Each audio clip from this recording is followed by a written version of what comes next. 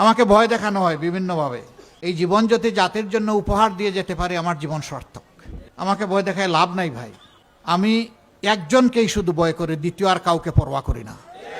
সেই মহান সত্তা হচ্ছেন আল্লাহ রাব্বুল আলামিন। তার বাইরে কাউকে আমি ভয় করতে জানি না, এটা আমার মিজাজের সাথে যায় না। সুতরাং মেহেরবানি করে আমাকে ভয় দেখাবেন না। কিসের ভয় দেখাবেন? একটা ছোট্ট জীবনের, এই জীবন যদি জাতির জন্য উপহার দিয়ে যেতে পারি আমার জীবন সার্থক। এটাই তো চাই। আমার জন্য কোথাও যদি গুলি তৈরি হয়ে যায় সেই গুলি কেউ আটকাতে পারবে না। আর আল্লাহর ইচ্ছায় যদি ওই গুলি তৈরি না হয় আমার উপরে কামান মারলেও লাভ হবে না। What I believe. আমি এক সেকেন্ড আগে দুনিয়া ছাড়বো না, আল্লাহ যেটা নির্ধারণ করে রেখেছেন। আর আল্লাহর নির্ধারিত সময়ের এক সেকেন্ড পরে থাকতেও পারবো না। সুতরাং ওই ভয় আমাকে ভাই দেখাবেন না, এদেরকেও দেখাবেন না। আমরা সবাই এক আল্লাহকে ভয় করি ইনশাআল্লাহ তাআলা আজিম। সেই আল্লাহ তাআলার ভয়ের ভিত্তিতে মানুষের প্রতি সম্মান আর ভালোবাসা দেখে ভালোবাসার বাংলাদেশ আমরা গড়ব ইনশাআল্লাহ। একজন মা, একজন বোন, তিনি তার মতো তার পছন্দের পোশাক পরে রাস্তায় এসেছেন, একটু খোলামেলা। সাংবাদিক এক বন্ধু প্রশ্ন করেছে, আপনি আগামীর বাংলাদেশ কার হাতে দেখতে চান? তিনি বলেছেন জামাত। সাংবাদিক বন্ধু বলেছে, জামাত আসলে তো আপনি এই কাপড় পরতে পারবেন না। বলে যে পরবো না, আপনার পোশাক বদলাতে হবে। বদলাবো, আমি তো রাস্তায় নামলে ভয় পাই, জামাত আসলে আমার ভয় পেতে হবে না। জিজ্ঞেস করেছে, কেন আপনি জামাতকে চান? বলে যে জামাত আসলেই দেশ ঠিক হবে। গরম বাতে বিলাই বেজার, তাই না? ওটা ব্যাখ্যার দরকার পড়ে না। এরপরে এই মহিলাকে জিজ্ঞেস করা হয়েছে যে আপনি জামাতের কোন জিনিসটাকে পছন্দ করেন? কয় সারা জামাতকেই পছন্দ করি। এটাই তো মাথা গরম করে দিছে। বাইরে ভাই, এখন তো মাঘ মাস, মাঘ মাসেই যদি মাথা গরম হয়ে যায়, চৈত্র মাসে কি হবে? একটু ঠান্ডা রাখো, জনগণকে জনগণের রায়টা তাদের পছন্দ মতো দিতে দাও। জোর করে, সন্ত্রাস করে, গুন্ডামি করে, ভোট কেন্দ্র দখল করে জনগণের ভোট নিজের পকেটে ঢুকাবা, সেদিন শেষ। 54,000 বর্গমাইল, 18 কোটি মানুষ, 12.5 কোটি ভোটার, বিশেষ করে 4.5 কোটি তরুণ ভোটার, 4.5 কোটি মা ভোটার আগামীর সিদ্ধান্ত নেবে ইনশাল্লাহ। বললেন আমরা গেলাম কই, এতগুলো পুরুষ মানুষ, আমাদের কোনো জায়গা নেই? অবশ্যই জায়গা আছে। সবাই মায়ের সন্তান আমরা। কেউ বাপের পেট থেকে আসি নাই, কেউ বাপের দুধ খাই নাই, কেউ বাপের বুকে নিজের বিছানা খুঁজে পাই নাই। সবাই মায়ের বুকে বড় হয়েছি। এই মাদেরকে মাথায় তুলে রাখবো ইনশাআল্লাহ। মাদের অধিকার, সম্মান, গড়ে চলাচলে, কর্মস্থলে, পেশাগত দায়িত্ব পালনের সব জায়গায় ইনশাআল্লাহ আমাদের সর্বোচ্চটা দিয়ে আমরা নিশ্চিত করব। এই ব্যাপারে কোনো কম্প্রোমাইজ নাই।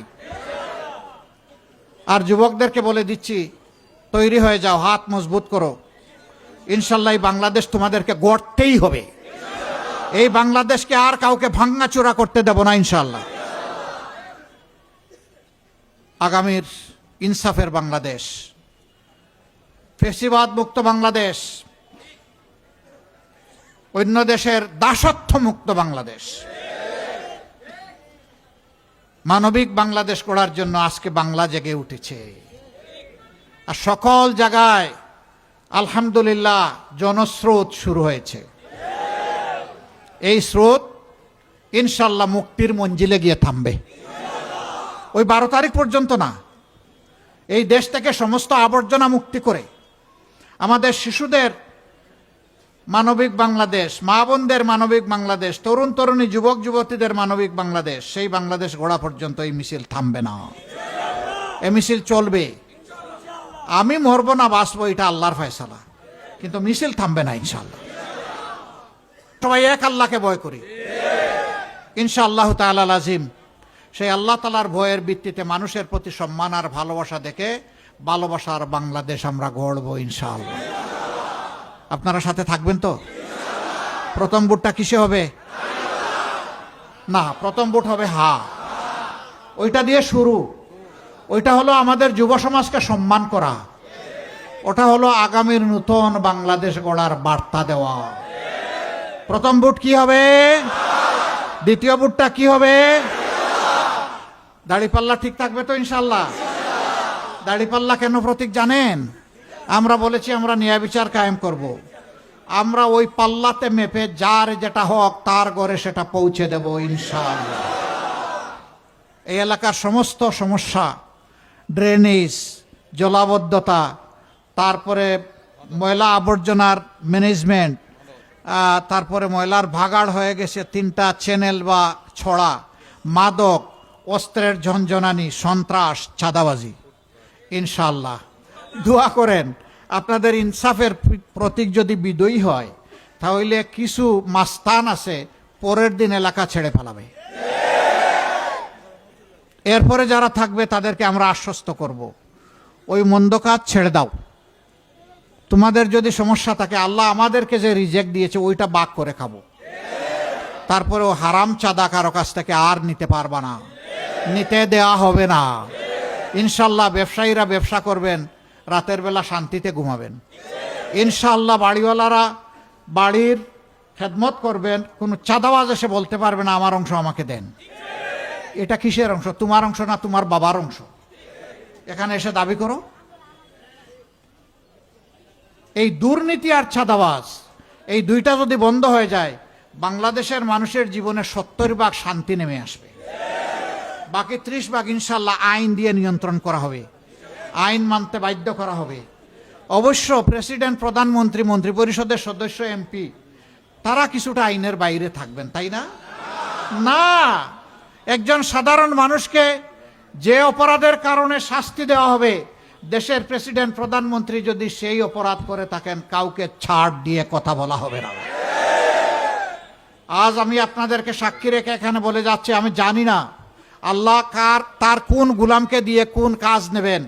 যদি আমাকে দিয়ে এরকম কোন কাজ আল্লাহ নিতে চান, সেদিন আমি ভুল করলে আমাকেও ছাড় দিয়ে আপনারা কথা বলবেন না। আমার কাছ থেকেও কড়ায় গন্ডায় আপনাদের পাওনা হিসাব করে নেবেন। এবং আমি যদি ওই ধরনের কোনো সামাজিক অপরাধ করি, আমার অপরাধের বিচারের দাবিতে আপনারা আওয়াজ তুলবেন। এটি হবে আমার প্রতি ইনসাফ। আমি সেই ইনসাফটাই দেখতে চাই বাংলাদেশে। আপনারা দোয়া করবেন। রাত হয়ে গেছে, কষ্ট করে এসেছেন, সবাইকে অনেক ধন্যবাদ। মা বোনদের কাছে, আপনার পরিবারের সদস্যদের কাছে, প্রিয়জন আপনজনের কাছে আপনারা আমাদের এই কথাগুলো ভালো লাগলে পৌঁছে দেবেন। আর কোনো কথায় মনে কষ্ট পাইলে আমাকে ক্ষমা করে দেবেন। আমার জন্য দোয়া করবেন। আমার দ্বারা এই দেশ, জনগণ, এই মাটি, এই মায়ের কোনো ক্ষতি যেন না হয়। আল্লাহ তাআলা আমাকে যেন সাহায্য করেন, আপনাদেরকে সবাইকে সাথে নিয়ে যেন এই সমস্যাগুলোর সমাধান করতে পারি। শুধু মিরপুর এবং কাফরুল নয়, আল্লাহ যদি তৌফিক দেন 56,000 বর্গমাইলের বাংলাদেশ, নতুন বাংলাদেশ, 13 তারিখের বাংলাদেশ, মহান আল্লাহর দরবারে সেই বাংলাদেশটা কামনা করছি। আর এই কাজের জন্য আমাদের চাইতে আল্লাহর দৃষ্টিতে যদি উত্তম কেউ থাকে, আল্লাহ যেন তাকেই নিয়ে আসেন। আমাদের কোনো আপত্তি নাই। আমরা একটা প্রিয় বাংলাদেশ চাই, একটা মানবিক, একটা দুর্নীতিমুক্ত, চাঁদাবাজ মুক্ত বাংলাদেশ চাই। আপনাদের সবাইকে অনেক শুকরিয়া। আসুন একটু আওয়াজ দিয়ে বিদায় নেই। লিল্লাহি তাকবীর, লিল্লাহি তাকবীর, ইনকিলাব, ইনকিলাব, জিন্দাবাদ, জিন্দাবাদ, ইনকিলাব, জিন্দাবাদ। আবরার ফাহাদ, শরীফ উসমান হাদি,